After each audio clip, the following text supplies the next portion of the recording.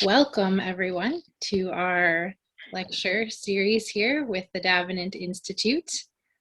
We have Dr. Stefan here today to give us a lecture on Romans. And I'll tell you who I am. I'm Lynette Hughes, and I live at the Davenant house with my husband, Michael, and my 5 children. And I just like to get that plug in there, and you can go to davenanthouse.org to see what we're doing and see the programs that we have this summer, and you should all come join us. You could always just use the contact form and contact my husband and tell him you want to come see the place. But we have a lot of great stuff going on. And we also have Davenant Hall, and Dr. Stefan here has been teaching some courses through Davenant Hall, and we have a summer term where registration is open for the summer term. So you can go to it's davenantinstitute.org/Davenant-Hall, or you could just search Davenant Hall and you'll find it. And you can see the course offerings for this summer, and they're getting them ready for next year as well. Dr. Stefan, if you've been listening to some of our discussion, you know he's in El Paso, Texas. He holds a PhD from the University of Denver in the study of religion with an emphasis on New Testament and Christian origins. His recent book, The Power of Resurrection, Foucault, Discipline, and Early Christian Resistance, intersects the fields of Christian origins and continental philosophy, and explores the role of resurrection in the material origins of the Christian movement through the lens of power theory. His more recent research explores the role of ritual and religion in military settings. He currently serves as a teaching fellow for the Davenant Institute, as well as a visiting lecturer for Reformed Theological Seminary in Washington, D.C., teaching courses on the Gospels, Paul, Second Temple Judaism, and chaplain ministry. He presently resides in El Paso, Texas with his wife and 3 boys, but is in the process of moving to Northern Virginia very soon. So I will let you take it over from here, Dr. Stefan, and tell us what you're going to be teaching us today. Okay, great, Lynette. Thanks. I appreciate the intro, and it's good to have you here, and I appreciate you taking some time out of your weeknight to spend with me and listen to me talk and that. So without further ado, then we'll get started. Good evening, I guess, to everyone, and thanks for joining me to listen to me gab for a little while about a topic that's near and dear to my heart, which is Paul, resurrection, and purity. So for those of you who are not familiar with me or have not kind of run in before, my dissertation essentially was on the ways by which Pauline theology of the resurrection made it into the world and shaped early Christian self-identity. And during my research on that project, I worked extensively through Paul's theology of the resurrection, but I really synthesized it and I boiled it down, ultimately for the purpose of getting to my larger thesis. And with most research projects, the process of synthesizing large amounts of data brings with it many questions and curiosities that a researcher must inevitably suppress if he or she has any interest in finishing their project within a reasonable time. So really, the genesis of this topic comes from a specific lecture that I give when I teach either the Gospels or Second Temple Judaism. And I usually say something like this. And I think that there is a connection for Paul between baptism and ritual purity, but I haven't really developed that yet. Perhaps one day I will. So, well, a few months ago, I was invited onto the Pilgrim Faith podcast with Joe Minnick and Dale Stenberg to essentially read Matthew Tyson's new book, Jesus and the Forces of Death, and provide a bit of a review, since it's an area that I have a bit of expertise in. So that invite, coupled with the invitation to give this lecture, got me thinking, well, this is the perfect opportunity to force me to pursue one of those curiosities that I developed in my study and attempt to paste together several disparate thoughts that I've had concerning Paul, Romans, a little bit of Colossians and Corinthians, resurrection, baptism, and purity, and ultimately to use you, the audience, as my guinea pigs in the process. So with that, off we go, I guess, to pursue these themes and attempt the articulation of some sort of coherent thesis that brings them together.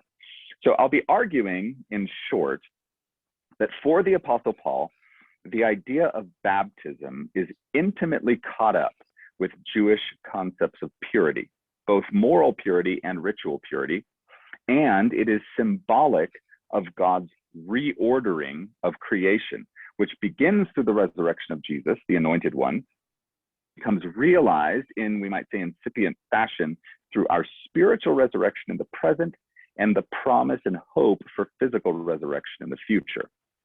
So it is then baptism, we might say, that in Paul's mind, the signal that allows us to dwell in the presence of God. And I'll argue this by looking close at Paul's second proof in his letter to the Romans. That's chapters 5 through 8. Most specifically, we'll look at chapter 6 this evening. So Paul's letter to the Romans is essentially a large argument for the Roman church, in my estimation and my read, for the Roman church to see the implications of the gospel in missional activity. And it starts with an introduction and a thesis that Paul is not ashamed of the power not ashamed of the gospel, for it's the power of God to salvation to the Jew first, and also to the Greek. And then he articulates this through 4 different proofs, and then he wraps it up with a call to action, right? So we're going to be looking specifically at the second proof and some of his ideas in there. But first, let me lay some groundwork, I might say, first by articulating some of the foundational ideas that I will be working with. And I want to begin by establishing the key purity and apocalyptic concepts that were in the air, so to speak, when the apostle was living, writing, and interpreting the Christ event through his letters. Because it's those concepts that I believe help put meat on some of the theological bones that he is using. That is, words have layered meanings, right? And those layers are culturally established. It's as true for us today as it was in Christian antiquity. So today, if I mention the phrase purity culture, our minds tend to gravitate to something along the lines of sex and dating in conservative circles. That's usually what we think about. And while human sexuality was unquestionably connected to purity in the Second Temple period and in Paul's larger setting, the concept was much larger. And that concept of purity structured the ways by which people understood the cosmos and their place within it, and God and their relationship to him. So purity, at its most foundational level, has to do with Israel's relationship to God and his divine glory. And it is tied in with the corruption and decay both of creation and humanity. Studies of purity have taken significant leaps since the mid-20th century through folks like Jacob Milgram and Jonathan Klawans and Hannah Harrington, Christine Hayes, and notably for my purpose this evening, Mary Douglas. And basically, if you happen to have listened to my interview review of Jesus and the Forces of Death with the Pilgrim Faith podcast, some of this will be a recap of what I talked about there.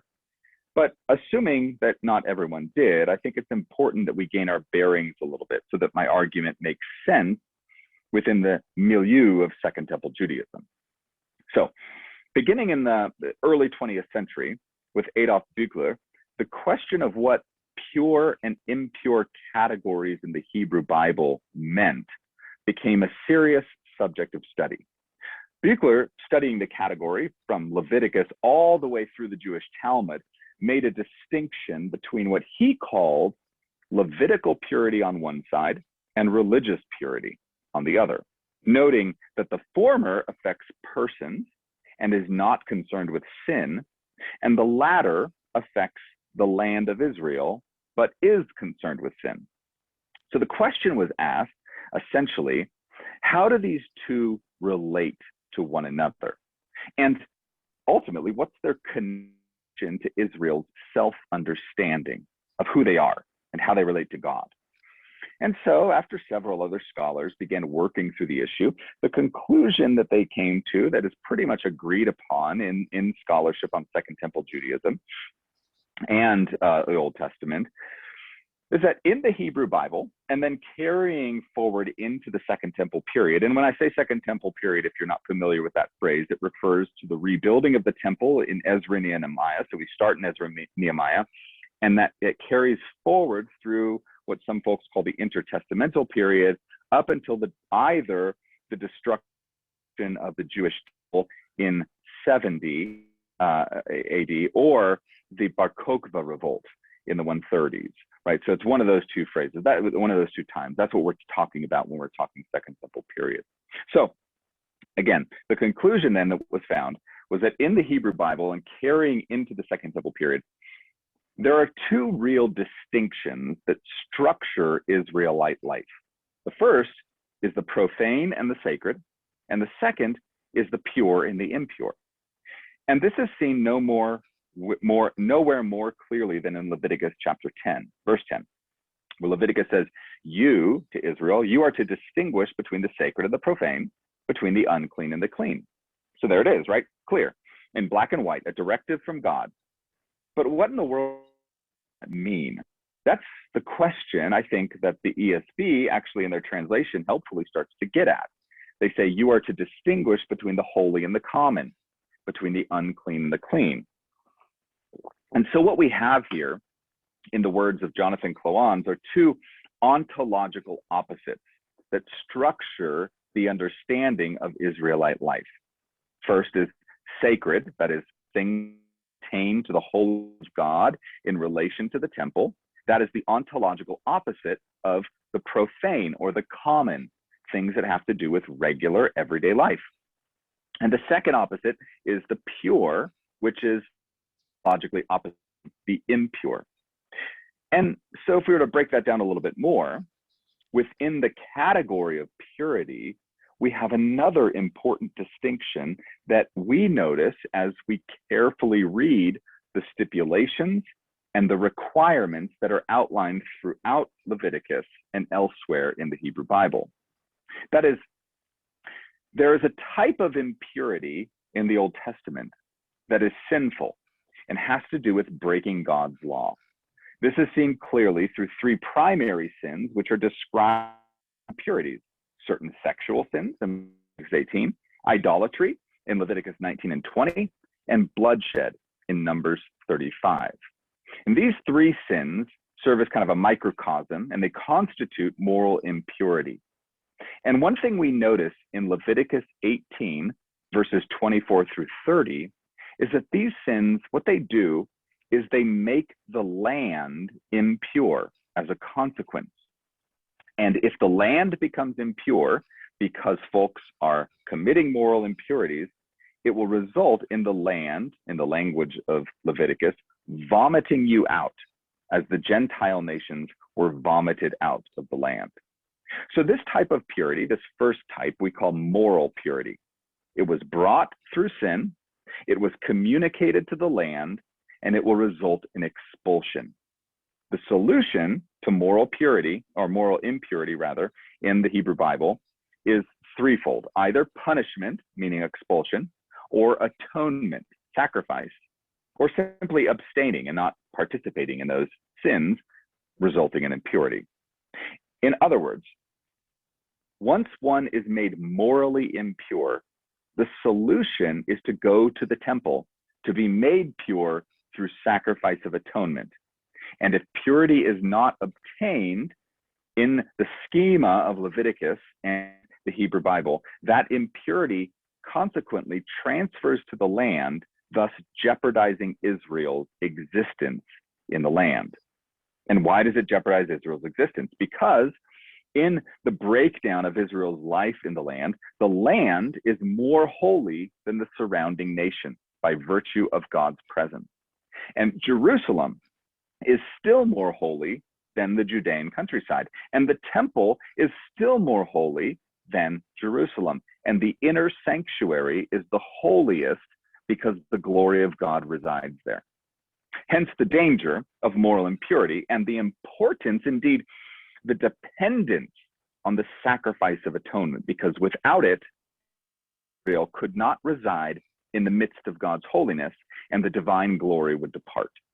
And important to note, and this is really important, the assumption of Jews of the Second Temple period that we see throughout various writings is that Gentiles are, by consequence of their idolatry, and idolatry is the penultimate sin from which all others flow, Gentiles, because they are idolaters, are always morally impure.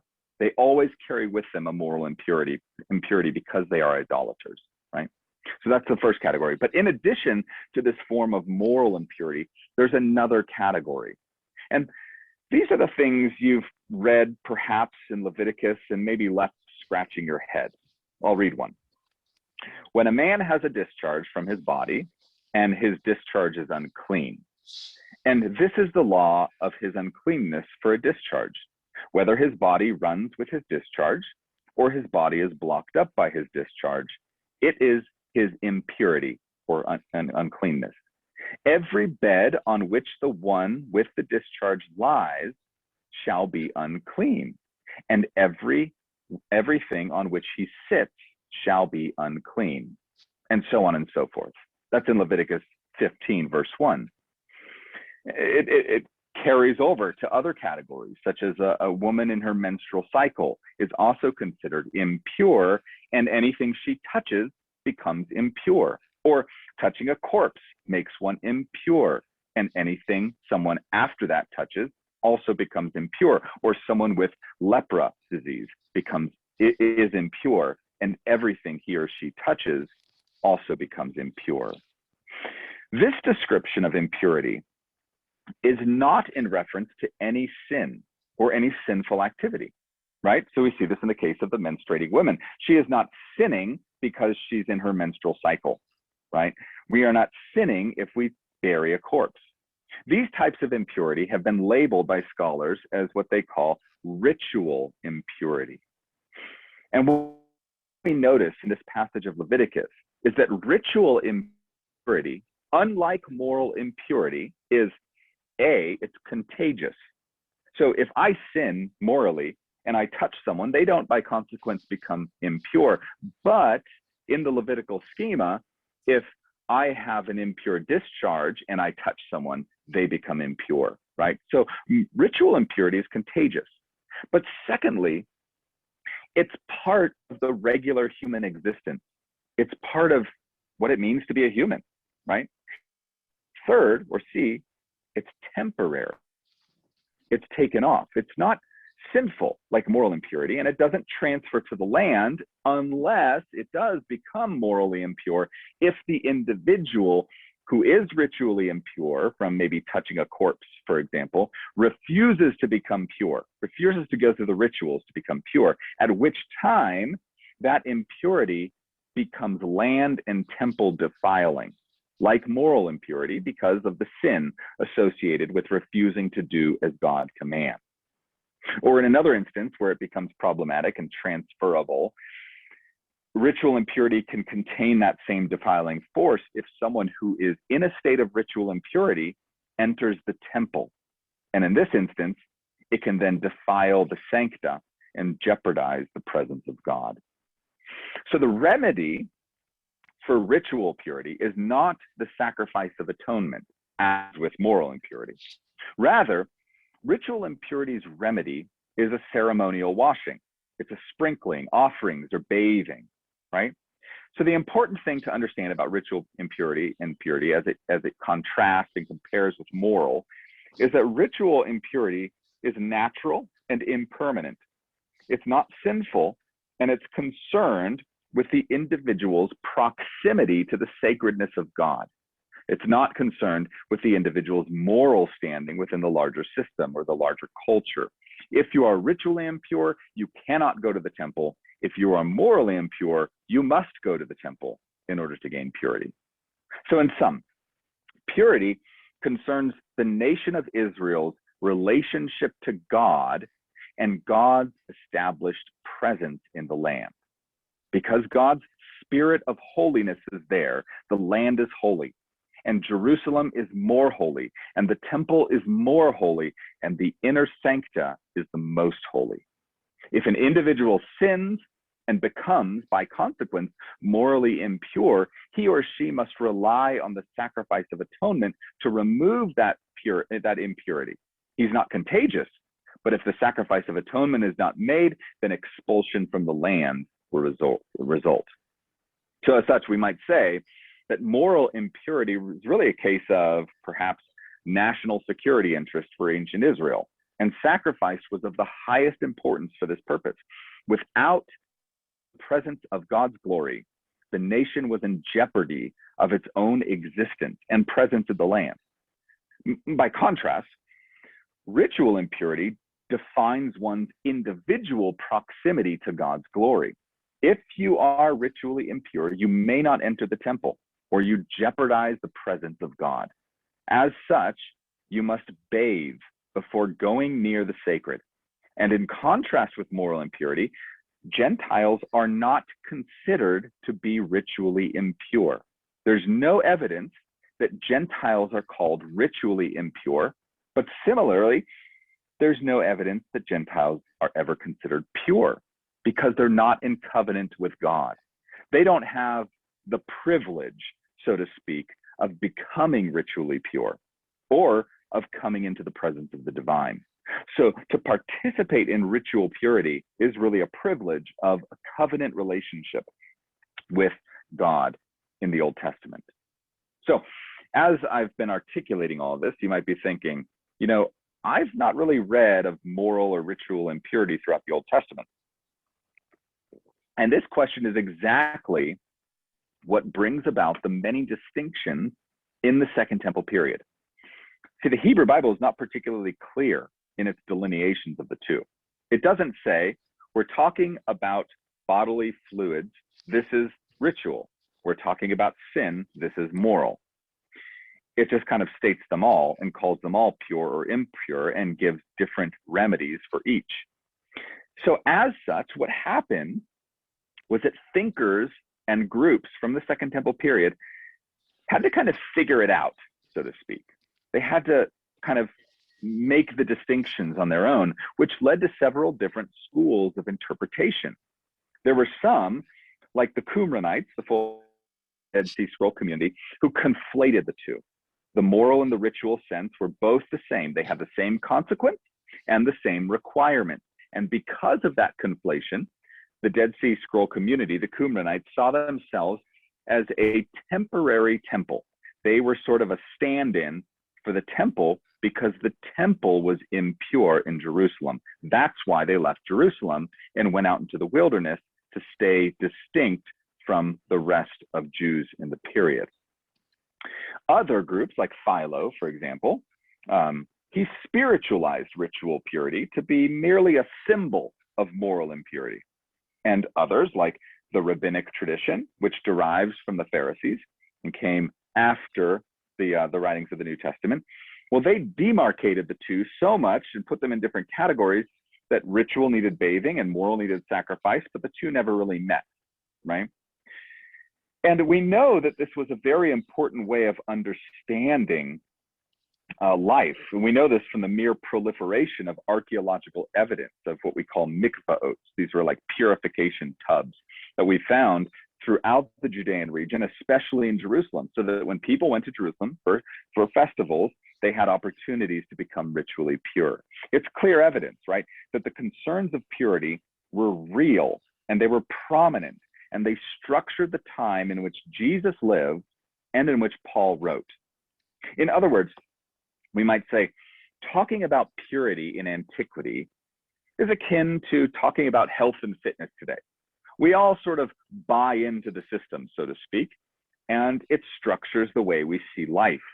It's why when I drive to work every morning and I pass a billboard about losing weight with a woman grabbing her stomach, and then that's followed by another gym advertisement, and that's followed by another keto regimen, right? It's how we think in our culture, and its purity is how Israelites and Jews in the Second Temple period thought and lived and made decisions in antiquity. But the question that still remains is this, I think. Why in the world would a menstruating woman be prohibited from being in close proximity with the divine? Why would touching a corpse keep one from coming in close contact to God in the temple? What's the big deal, in other words? And for this question, we return to our kind of foundation building and laying the next and final stone in some Second Temple Jewish foundational elements that I want to lay before I articulate my major idea. Purity, for the authors of the Hebrew Bible and for those of the Second Temple period, Paul included, saw purity, right? They saw purity as a lens by which they viewed the breakdown of creation and God's relationship to his creation. This idea is one that was primarily introduced and cultivated by Mary Douglas and then picked up by Jacob Milgrom and others. Douglas introduces this idea that purity has to do ultimately with the boundaries of God's created order. And this is furthered by the work of Milgrom and more recently Matthew Tyson, who see purity as related ultimately to the sting of death and the effect of death. So let me quickly break this down. For Douglas, of whom I am very appreciative of her work, and I think it's very, very helpful, impurities or uncleanness represents something in a culture that is a matter out of place. When something is unclean, it is out of place. So dirt in the woods is okay in most cultures, but my living room is out of place and hence dirty. And this holds true for religious notions of purity and impurity that exist as well.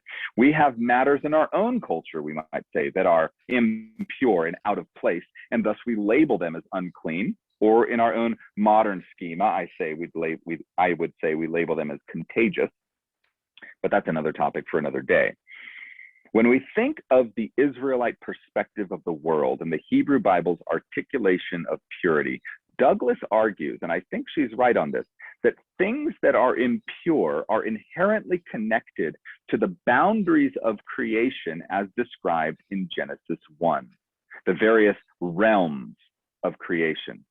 There are realms and boundaries of creation that describe the life that God established on this earth, and certain life forms reside in those boundaries: the birds of the air, the animals of the land, and the fish in the sea. For the writers of Hebrew scripture, those things that cross the boundaries are deemed unclean. Shellfish, for example, live in the sea, but crawl like a land animal. Birds that cannot fly and animals that present as hooved creatures who chew the cud, but do not actually chew the cud as well, are matters that kind of cross the boundaries.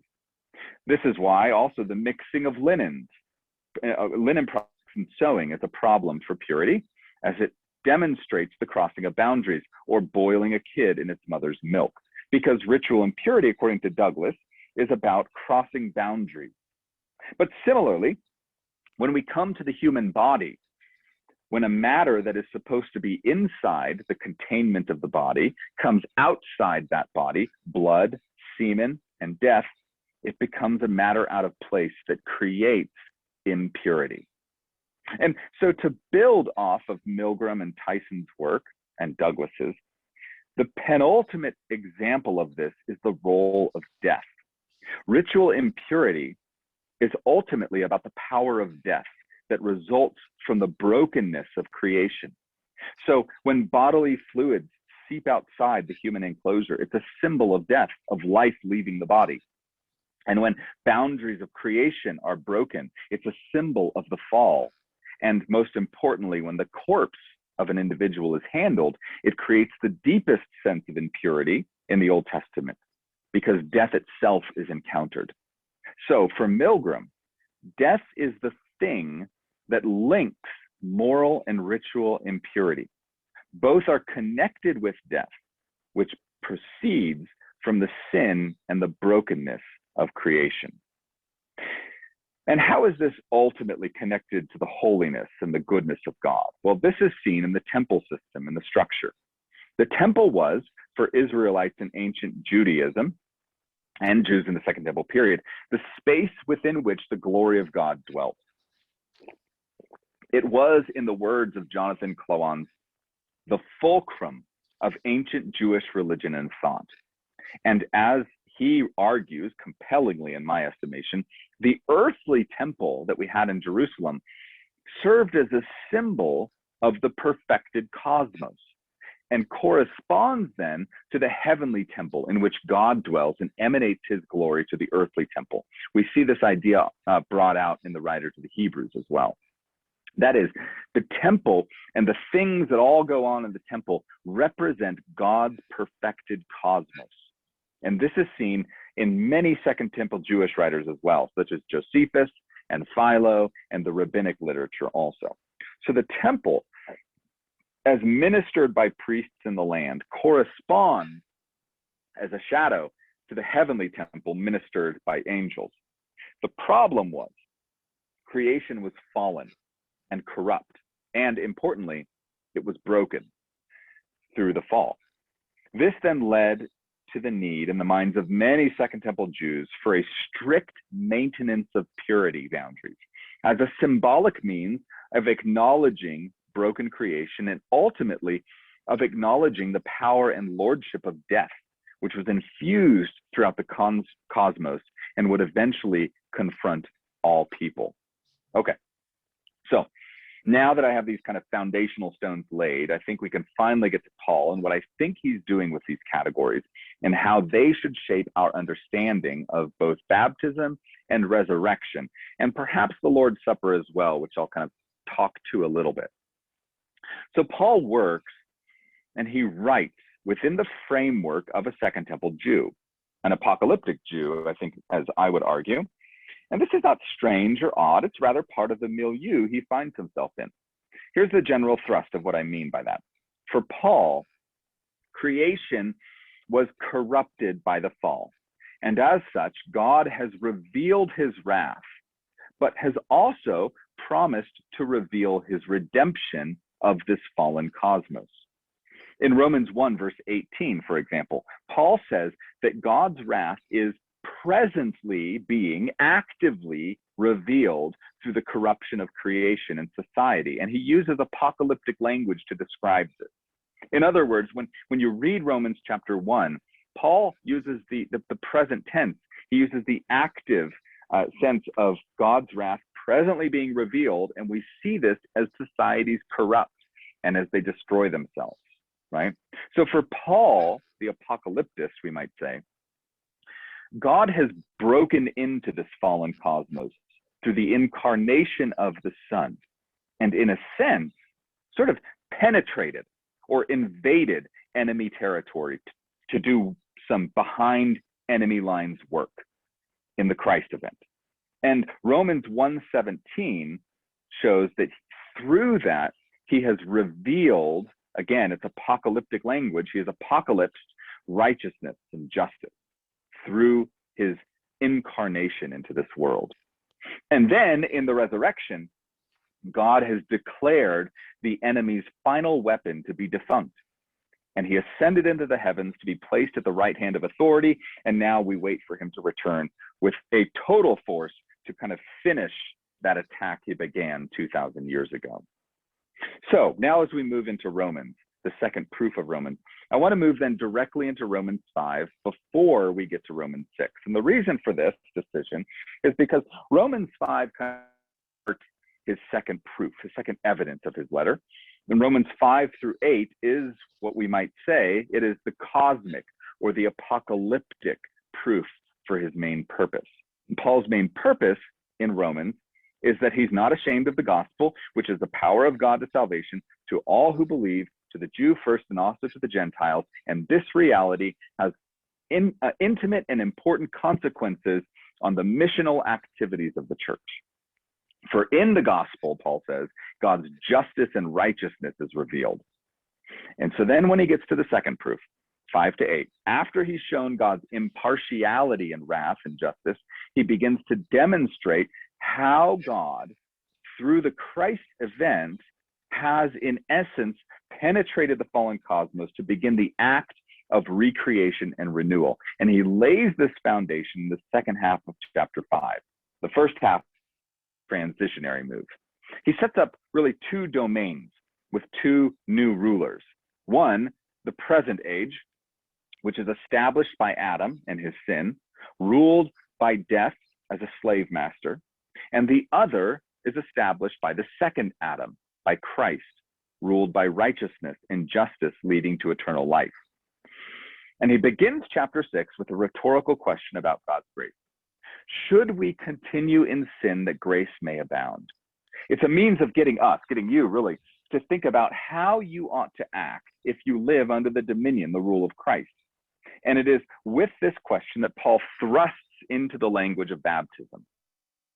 While this language that we read in chapter 6 of being co-buried with Jesus in baptism, through which believers identify with the resurrected Lord, is relatively commonplace to us now. You know, we've heard that we are baptized into the death of Christ, and we talk about, you know, going under the ground, or we're baptized into the resurrection of Christ.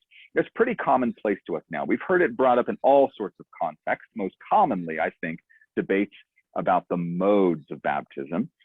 But what Paul is doing here in chapter 6, verse 4 of Romans is not commonplace by any stretch of the imagination. In fact, Romans 6:4 is the first time in any Greco-Roman or any Jewish setting that we find a religious use of this terminology, co-buried, sunthapto in the Greek. And aside from this reference, and when Paul uses it again in Colossians 2:12, in the same context, to be sure, aside from Paul's two uses, Romans 6 and Colossians 2, everywhere else, it always refers to a real sense of grave sharing, putting two corpses together in the same grave. Paul is unique in the way that he uses this language in antiquity, and I don't think it's by accident, but I'll return to that in just a moment. More than this, though, we're not merely co-buried through the sacrament of baptism. We're also united with him in his resurrection. We're also, says Paul, united with Christ's resurrection. We participate in that as well, both as a present reality and as a future hope. And in Paul's traditional rendering, the resurrection of the Son of God always is a passive event that was effected by the Father. So Jesus the Son is raised by the Father, God the Father. But most notably here in chapter 6, when Paul's talking about this, the event of the resurrection is affected by God's own glory. Paul says that Christ was raised by God's glory, by his holiness, we might say. And Robert Jewett helpfully notes that many commentators here read doxa, or glory, the synonym with dunamis, or power.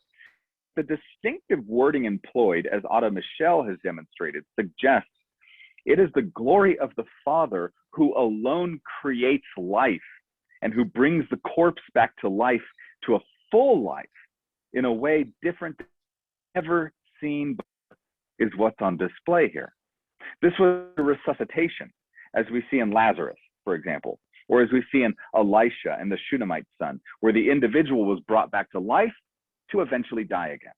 This is something altogether unique, the resurrection in the history of humanity. It is God's glory, his holiness, showing in this instance the power, or in Paul's language, the bondage of death in the body of Jesus forever. The risen Jesus will not die.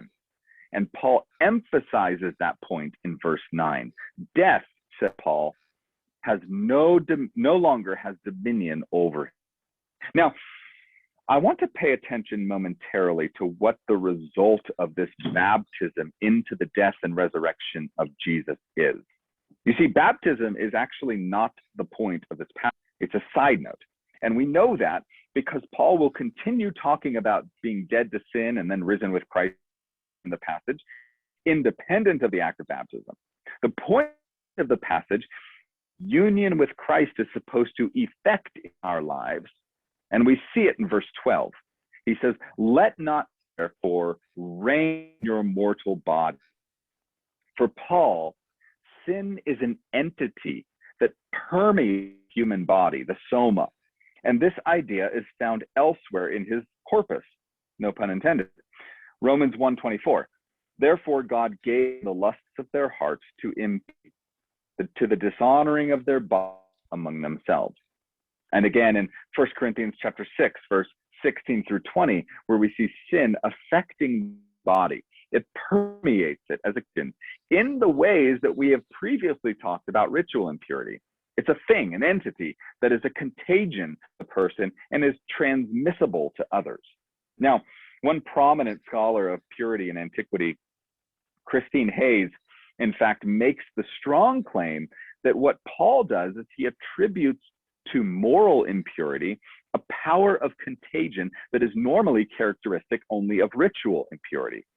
So as Paul scans the landscape, in other words, moral impurity is transmissible in the same way that ritual impurity is transmissible.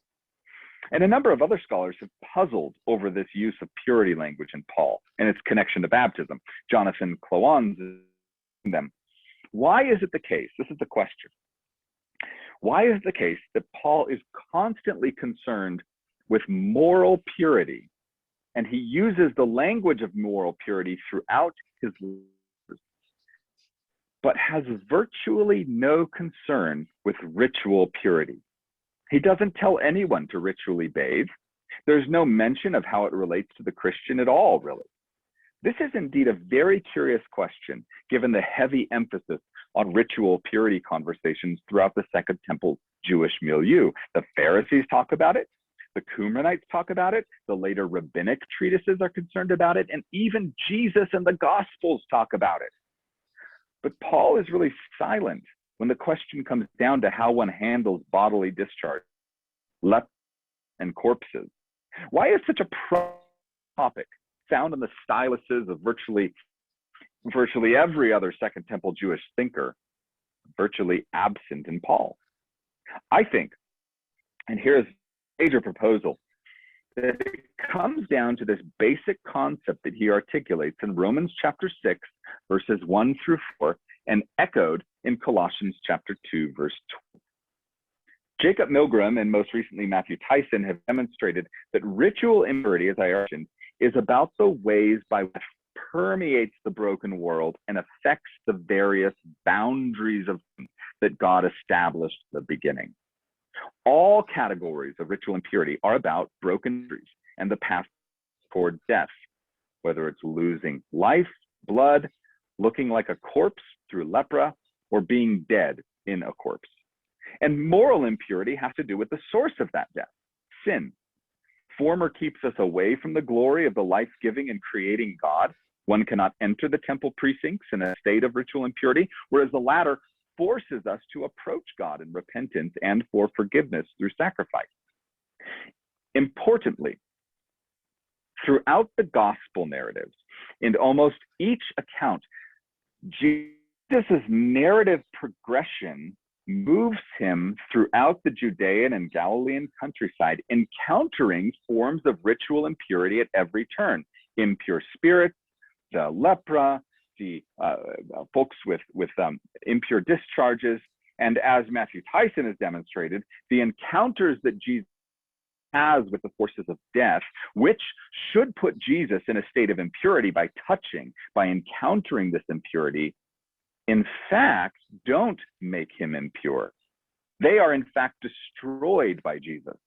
That is, Jesus creates purity in situations where he should be made impure. And this trajectory continues throughout the gospel narratives until Jesus confronts death itself, face to face, so to speak. In the words of Tyson, he says, Thomas Kazan's conclusion suggests Jesus and his followers thought that ritual impurity had become, as a result of the inbreaking of God's kingdom, less important than it once was. In contrast, Tyson argues that ritual impurity of fundamental importance for the gospel writers, but they were convinced that God had introduced something new into the world to deal with the sources of impurities. Jesus, by instituting and powerfully contagious force of holiness into the world in the person of Jesus, Israel's God had signaled the very coming of the kingdom, a kingdom of holiness and life that through the mission of Jesus overwhelmed forces and the sources of impurity and death, be they pneumatic, ritual, or moral. So, close quote there. So whereas the temple system could never remove or could only rather remove the after and the consequences of impurity, it could do about the source of impurity itself, death. People would become impure. It could after effects. But in the arrival of Jesus, the Son of God, in whom Paul emphasizes dwells all the fullness in bodily form, the source of impurity were confronted, and in the death of Christ, they were annihilated. As such, with this reality in play through the gospel narratives, were, while not yet written when Paul was sending out his postage, they were nonetheless being performed and orated throughout Christian antiquity among the early Jesus followers. And I propose this includes Paul. They understood, I think, and I think Paul understood, that a solution to ritual impurity had already been deployed by God. And what I think Paul is after here, in Romans chapter 6, verse 4, and later in Colossians chapter 2, verse 12, is the monumental declaration that in the sacrament of baptism, we become co-buried with Jesus. We are mystically united to Christ in his death, thus confronting death, the source of contagion, alongside him, or perhaps better, through him. More importantly than this, we are simultaneously baptized into his resurrection, so that with Jesus and through baptism, we unite in the solution to ritual purity. So, in contrast, we might say, to Hayes, who sees Paul as conflating moral and ritual purity, or in contrast to Clemens, who says if Paul had been concerned with ritually defiling for sin, we'd expect to see frequented rituals of purification being performed upon casual contact with sinful outsiders, but we see nothing of the sort. He says, to the contrary, the one purificatory rite figures centrally in the Pauline core baptism is most likely not repeated frequently and perhaps performed only once. This fact stands in stark contrast to the frequent ritual purification in, for instance, Tanaitic sources. If Paul's baptism is to be understood as a purificatory rite, it is to be understood in the same way as John's baptism as a ritual of atonement that purifies the initial moral impurity. So what Cloan says is, if Paul were really concerned with ritual impurity, we would expect to see him talking about it, but he doesn't. So baptism must be like John and be about moral and atonement and not any ritual impurity. But my proposal here says that we need to slow down a bit and understand how Paul is describing baptism in relation to the death and resurrection of Jesus. Through our baptism, I propose, we are being ritually purified once and for all because we are confronting death through the co-burial in the tomb of Jesus. And we there encounter the glory of God in the resurrection. We enter that presence of God's glory as it affects the resurrection of the Son, and by consequence of us. And this final act of ritual purification then opens the door for Paul to describe the church in very unique ways. 1 Corinthians chapter 3, verse 16. Do you not know, you plural, he says, this is a plural, do you as a body not know that you collectively are God's temple and that God's Spirit of holiness dwells in and among you? Or 1 Corinthians chapter 6, verse 19, do you not know that your collective body is a temple of the Holy Spirit within you, whom you have from God? Finally, and perhaps most importantly for my purposes, 1 Corinthians 12:13, for in one Spirit we were all baptized into one body, Jews or Greeks, slaves or free, and all were made to drink of one Spirit. For Paul, baptism brings us in as symbolically to the body of Christ, which is composed of many members. And together, that the microcosm, new temple in which the Spirit of God lives. And this is the justification that Paul makes in 1 Corinthians for members to abstain from matters of moral impurity. And in fact, even commands the congregation to cast out members who persist in moral impurity and remain in the body at the risk of the body's preservation. And this, for Paul, I think, is also connected to the sacrament of the Lord's Supper. Because for Paul, the death of Jesus constitutes a hilasterion, a mercy, a propitiation. And the Lord's Supper references are all couched in sacrificial metaphor. Paul talks about the supper as being for you and for many, and the blood of Christ is tied to a sacrificial covenant ceremony, not in a Roman Catholic sense, but in a Jewish temple sense.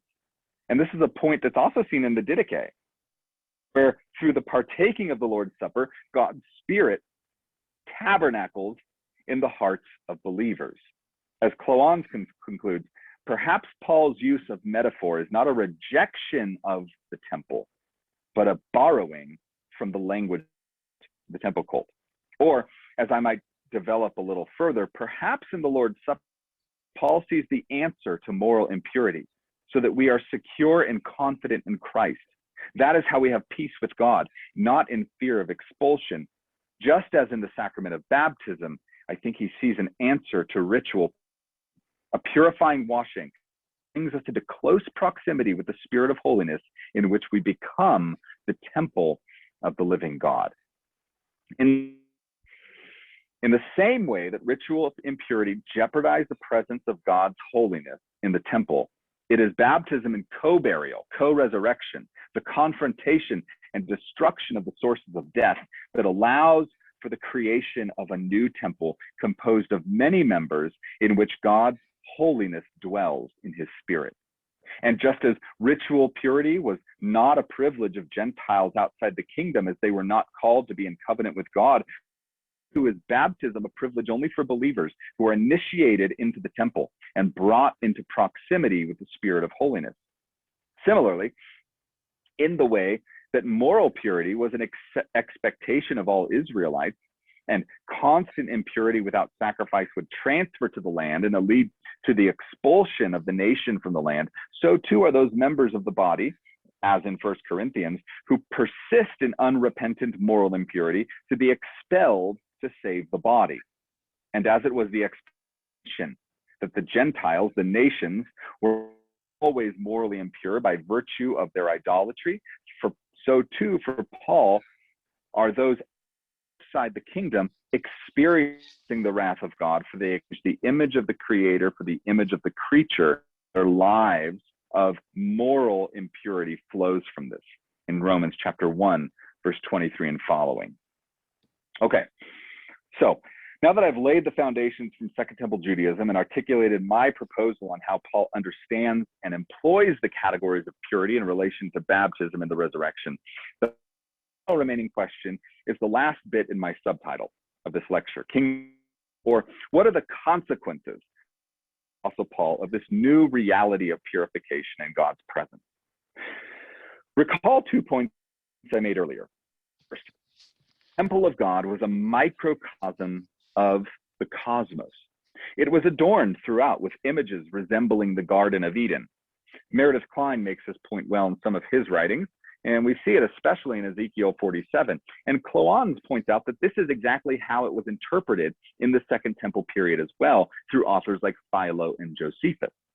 And second, that was the first point. Second, purity as a total category, ritual, moral, and food, is a representation, according to Mary Douglas, and I think she's right, of a matter that is out of place, of the broken boundaries of and of the disordered nature of created order. So with those 2 points in mind, I want to move into my next and final point. If we return momentarily to Romans 5 to 6, recall that in chapter 5, Paul is setting up a vision of reality that contains two dominions with two masters. The old dominion ruled by the old dominion with the master of Adam ruled by sin, versus the new dominion. The master is Christ, ruled by righteousness and justice. The old system is marked by decay and corruption and injustice. And we see that in chapter 1 of Romans, with this spiral of corruption that emanates from replacing the image of the creator with that of the creature in idolatry.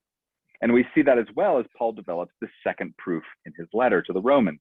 For Paul, we notice the result of this baptismal exchange, we might call it, is that we must, verse 11, consider ourselves dead to sin and alive to God in Christ Jesus. So it seems to me that the result of always being in the presence of God's Spirit as his body and temple is that it should have direct impact on our moral lives as well, which makes sense because moral and ritual impurity are connected just as sin and death are connected.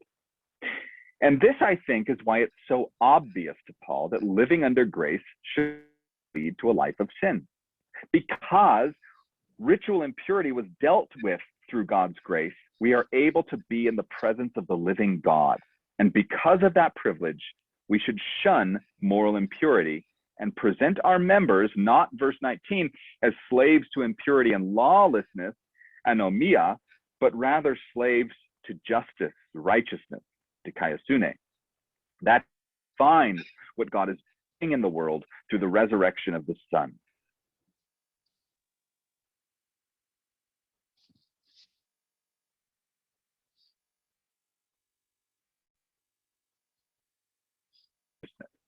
It is essentially combat language.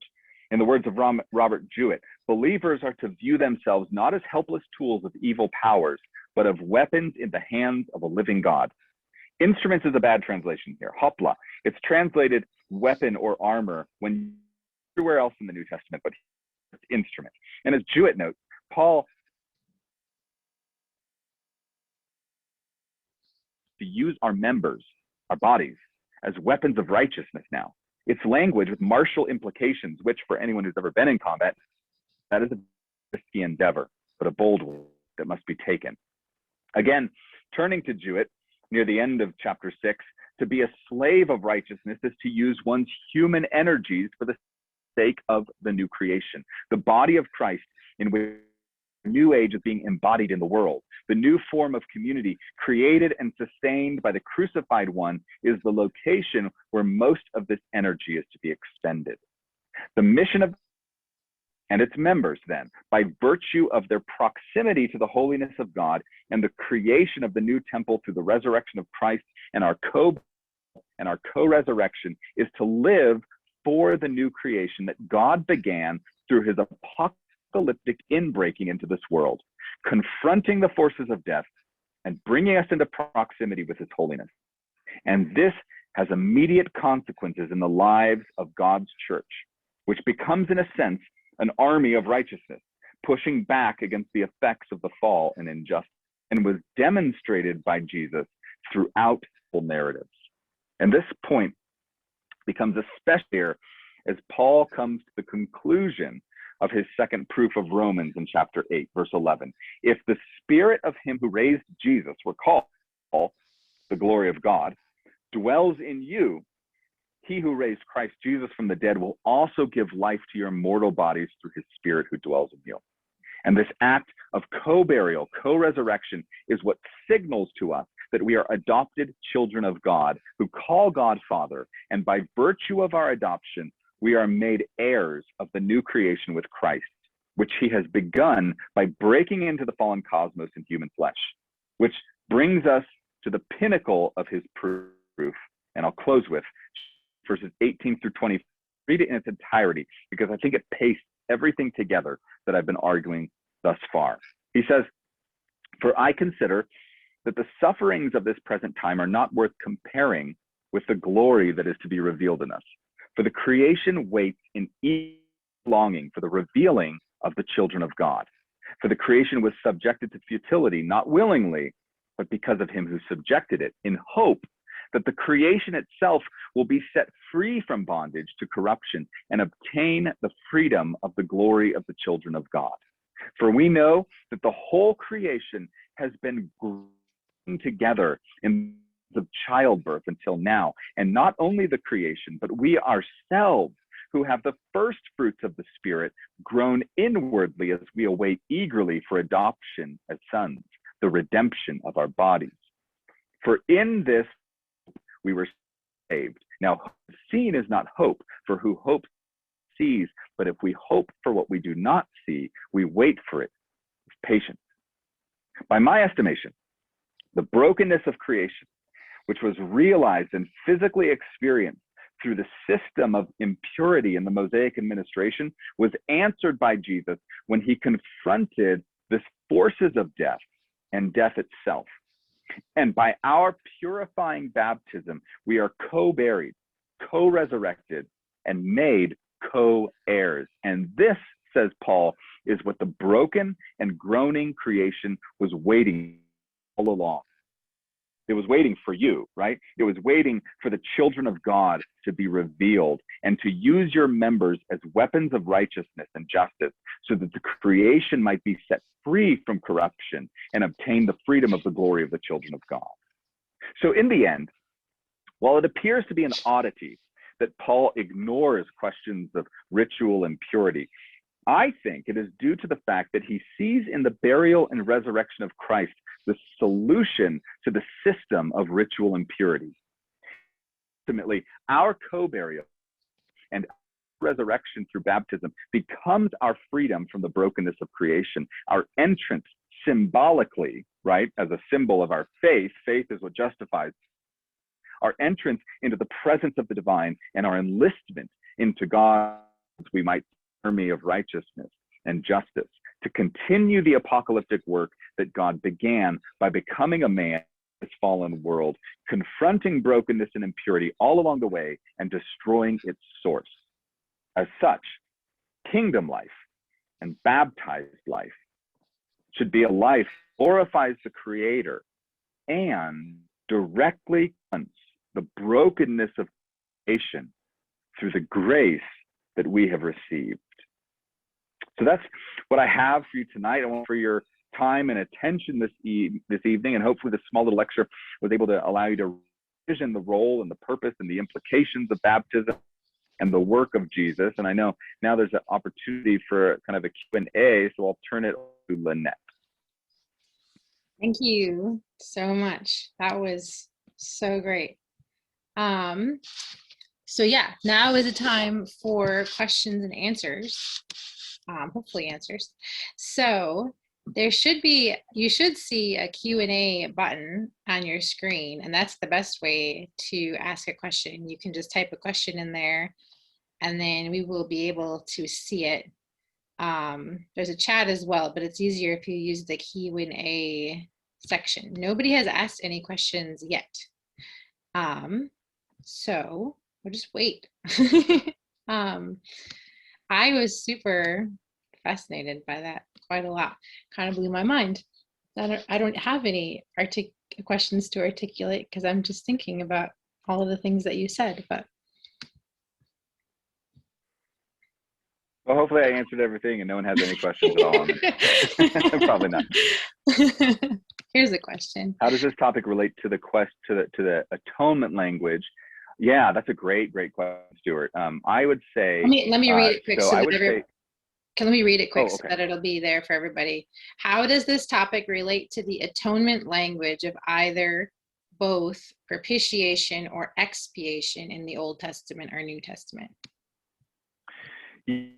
So I think for the Apostle Paul, when he's talking propitiation, he is directly in reference to the sacrifice of atonement. And the sacrifice of atonement is what kept is morally pure, allowing them to stay in the land. So, right, there was the expectation that God gave the stipulations, Israel would follow them, they would receive blessing and remain in the land. If they didn't, they would be expelled and kicked out of the land. But in that, God gave grace and gave a system of sacrifice. And Hebrews talk about this, right? System of sacrifice that allowed them to kind of to take off, so to speak, those sins, to kind of relieve and forgive them. And I think what's happening then in the death of Christ, the death for Paul is the propitiation that solves that moral problem that we have with God in a kind of a redemptive way that puts us in relationship to God. But what I was after more was, okay, so now what about that ritual? And because that's still a component. We all sort of know about the propitiation, sacrificial element of Christ, but is there more that deals with those ritual components of broken creation, allowing proximity to the Spirit of God? Because if you recall, one I articulated was that moral impurity required you go to the temple to receive sacrifice. But in Paul's language, now we are the temple, Spirit is with us. So how does he envision God dealing with the ritual component? So I don't know, I hope that answers your question, Stuart. That's kind of how I would articulate it. Can you speak to the expiation side of the question more? Taking away, yeah. So I would say, sure. I think. He says thanks. Very informative. Yeah. Okay. So let me answer this other, and I'll come back to that. So 1 Corinthians about ritual impurity.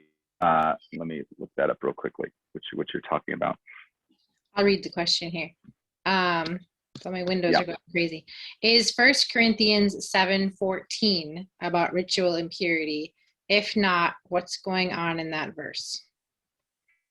Oh, yeah, that's a question, right? So actually, Christine Hayes talks a lot about this, that there is this new form of purity that develops in the Second Temple period that she calls it it's not genetic purity. It basically has to do with marriage, right? And I think that's what Paul's after here, that there is this idea that intermarrying between Jews and Gentiles, which is developed in the rabbinic tradition, creates this transferring purity as well, so that the seed has kind of has an impact on purity in the other person. And I think that's coming out a bit in Paul in chapter 7, whereby the marriage of the believing husband to the wife, right, brings about a sense of holiness because of their connection. So it's sort of what Christine Hayes says is that this idea of impurity or seed purity kind of straddles boundaries between rich and moral, as she categorizes it in Second Temple Judaism. And I think that's what Paul's after here. But it's a really difficult passage. That's a hard pattern, really, but it's a good question. So here's another question. Near the end of your last point, you made the qualifier that baptism does this work symbolically. And likewise, earlier on, you distinguished the mode of the supper's efficacy as Jewish ritualistic rather than Roman Catholic. Could you comment more on the Pauline conception of this mechanism? This is often the crux of modern debates, and also probably where anachronism reigns. Okay, let me think through that. Yeah, obviously I am not, my scholarship is not really, is not in kind of Protestant Catholic debates on that. I know there are many Davenant Institute that can speak far better to that than I can. But the way I would say is that for Paul, I think for Paul, that in both of these sacraments, right, there is something real happening, but it's not the sense that I don't think Paul's Christ being sacrificed over and over again. I think that in both of these, there's singular events that symbolize solution to both moral and ritual purity, is the way I've kind of toyed with it in my own mind.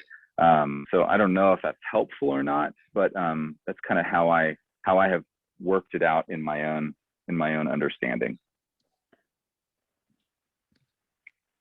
And obviously they're symbolic in a certain sense, right? Paul doesn't really believe that in baptism, you're actually going into the grave of Jesus, right? He doesn't believe that you're actually physically going there, but rather symbolically you are connecting with Christ in his destruction of death through the burial and the resurrection is the way that I would sort of articulate that. What's a counter argument or potential complication to your thesis which you have considered or would like to take the time to address more thoroughly as you continue to work with these ideas? Yeah, so potential complication is still, I think, my ideas here, what I sort of outlined and related is still very, I guess you'd say, kind of hypothetical, right? So it's theologically hypothetical because speak directly to it. I think it's a reasonable hypothesis, but I also think it is it's because Paul doesn't really talk like if you read rabbinic literature, go into depth about what happens when you go into a house of a menstruating. If you're under the shadow of the houses are you then impure, or do you have to purify? So there's all this, but Paul doesn't really talk about it, even though it's in the Gospels pretty prominently. Jesus approaches impurity all the time, but Paul doesn't really deal with it. So I think that's the conflict, is that it does leave a lot of my realm of hypothesis, and it's hard to really come down to firm evidence to say this is exactly what he's after because he says as much. So I think that's challenges that I have, or counter that I would bring up. The other, also what I mentioned, I think I quoted Cloans in there, that it does seem when Paul talks about baptism, he does always go immediately to questions of moral purity, which is what has led many scholars to think that he conflates, like the Qumranites did, like those folks in the Dead Sea Scrolls did, saw one as the same with the other. So why is it that when he talks about baptism, why does he always go to the implications being moral? I think I tried to give a good argument for that. I think there are good reasons for that, because it has to do with the creation of the new temple and the presence of God's Spirit. But it's still kind of a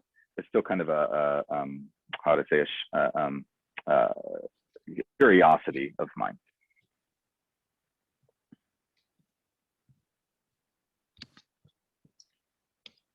Okay, so there aren't any more questions at the moment. So if anybody else has another question, you better get it in quick. Don't be shy. Otherwise. And just, go ahead. No, you go ahead. I was just going to say, and for folks who are listening in, so yeah, I taught Gospels, I think semesters ago for Davenant. I'm teaching Romans right now, and then if you have interest, I'm not going to be teaching probably for another year or so until my new schedule with my new job is going to kind of situate itself. But hopefully within a year, come back and teach some other stuff here for the Davenant Institute. Mm-hmm. I think we have another question here. Yeah, I see it there. There we go. Were you relating baptism? So just checking. Were you relating baptism with dealing with ritual impurity, and then communion Eucharist as dealing with continuing moral impurity? But didn't Christ's death deal with both? Or can you continue to reiterate what you were saying about Eucharist? Yeah. I will say that to anonymous attendee. My idea on Lord's Supper Eucharist are actually super rudimentary, because I actually put that paragraph in there probably about 15 minutes before I gave this speech, because I was like, I'm going to throw this in there as well, because I think that there's something going on there. So what I was trying to say is I do think that there is I do think that in we see more of an emphasis on Christ's sacrifice, right? So Lord's Supper conversation in Paul is very much couched in sacrificial terms, which is a moral issue, right? So you don't get sacrifice to become ritually pure. You get sacrifice to become morally impure. I think that we go back to the table in order to constantly feel or constantly fix continuing moral impurity. But I do think that it's food that sustains, spiritual food sustains us on the walk as we walk in freedom with Christ, as we walk kind of in the liberation of Christ's sacrifice. So the thing is, for ritual impurity, so did the death solve both? For Paul, importantly, the death of Jesus didn't solve anything. It's the resurrection of Jesus. Without the resurrection, the death is pointless, right? So the death and resurrection are what's of primary importance for Paul and the New Testament generally. And I think that on the cross, you have multiple things taking place. I think you do the sacrifice, right, of Christ that is imputed to us as righteousness. But I think simultaneously, you also have a confrontation with the of death, which are the source of impurity. And those two different things, while they are intimately connected, are both addressed in the death and resurrection of Christ. And we receive those sort of different ways, right? We participate in those in different ways through the sacraments of baptism, where we are initiated into the God, right? Baptism is an initiatory beginning past sacrament, and we continue to participate in the walk of Christ. So we're always ritually impure, and we are always morally impure because of forgiveness, but we still struggle in this all time with our moral struggles. And so the sacrifice is sustenance. It's food that keeps us going, so to speak, on the way. That's kind of how I would articulate it.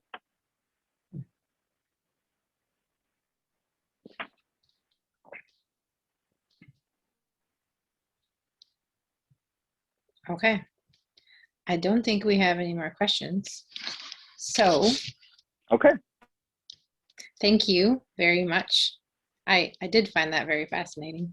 I'll have to think about all of these things a lot more. All of these connections. Anything else to add? Great. Nope, I appreciate the time and the opportunity to go through some of these thoughts and actually put them down on paper, because a lot of them have been sort of floating around in my head, and I was forced to put them down on paper and start to articulate them. And questions are helpful to help you clarify those things a little bit more in your thought process a little bit more when it might be clear in your head, maybe so much when you articulate it to others. So I appreciate the time, and I'm glad you guys had an opportunity to join me, and take care. Thank you.